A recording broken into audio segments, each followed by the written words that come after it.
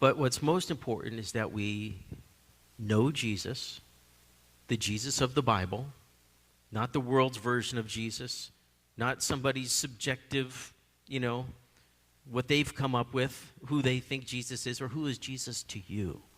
Well, I believe he's an avatar. He's an ascended master.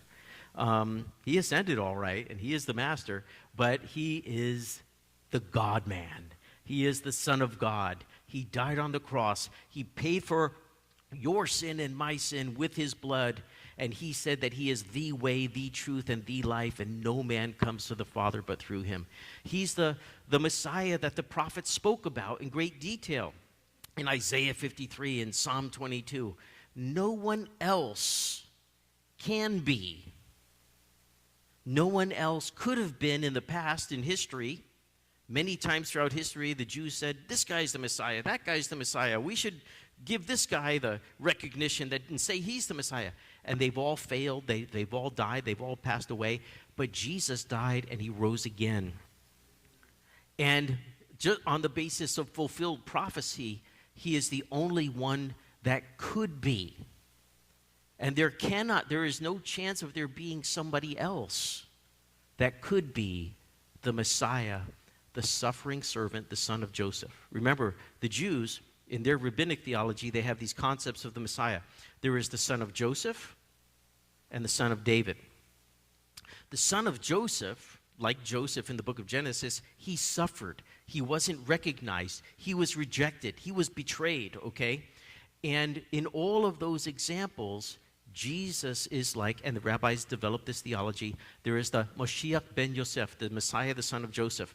But that suffering, that rejection,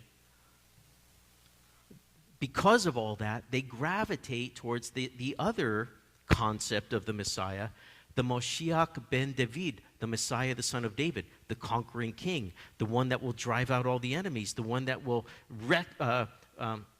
rescue and defend and is the nation of Israel and the Jewish people. So there became more of this gravitation and identification with the Messiah, the son of David. Are you with me?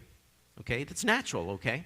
And but because of rejecting Jesus, Yeshua, when he came the first time, say his body was stolen, no, he's dead, no, he's just a man, he's an imposter, all these things they say about him.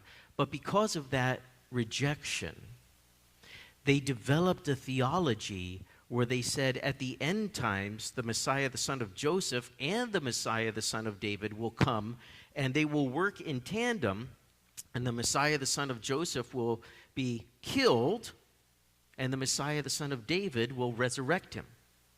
So they try to capture, or they try to work or, theologize a fulfillment of all the types and all the understandings of the Messiah, the son of Joseph, and the Messiah, the son of David. But they refuse to allow themselves to see that Jesus came the first time, Yeshua came the first time, fulfilling all the types, all the pictures, all the prophecies as the Messiah, the son of Joseph, the suffering servant who was rejected.